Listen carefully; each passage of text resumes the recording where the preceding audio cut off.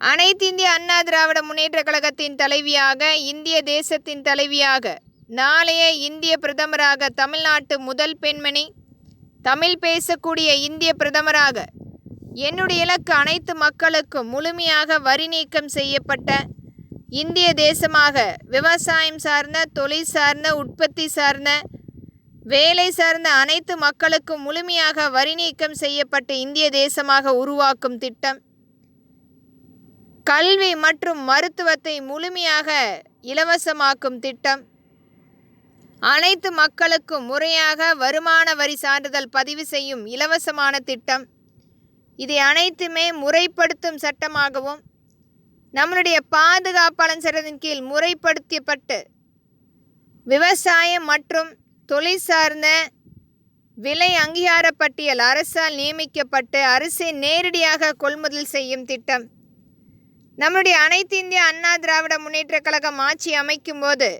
இத்திட்டம் அனைத்துமே கட்டாய சட்டமாக்கப்படும். தரமான பொருள் வெளிநாட்டு கிடங்கு பாதுகாப்பாளர் சட்டத்தின் கீழ் முறைப்படுத்தப்பட்டு நம்மளுடைய இந்திய தேசத்திலிருந்து வெளிநாடுகளுக்கு செல்வதற்குரிய வர்த்தகத்தை, இதற்குரிய ஒவ்வொரு தேசத்திலும் அதற்குரிய பிரத்யேக அமைப்பு உரிமம் பெற்று அங்கு நமக்குரிய கிடங்குகள், வர்த்தகத்துக்குரிய கிடங்குகள் முறைப்படுத்தப்பட்டு இந்த கிடங்குகள் மூலம் வெளிநாட்டு சந்தைப்படுத்தும் திட்டத்தை முறைப்படுத்தப்படும். இதனால் மிகப்பெரிய அளவில் நம்மளுடைய இந்திய தேசத்திலிருந்து கிடங்குகளுக்கு பாதுகாப்பான முறையில் கொண்டு போய் சேர்ப்பதற்கும் அதற்குரிய காப்பீடு அனைத்தையுமே முறைப்படுத்தும் சட்டமாகவும்,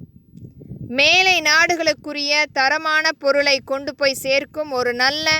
இடமாக இந்த கிடங்குகள் அமைக்கப்படும்.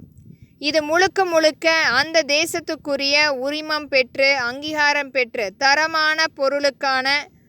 முழு உரிமம் பெற்று அமைக்கப்படக்கூடிய கிடங்காக அமைக்கப்பட்டு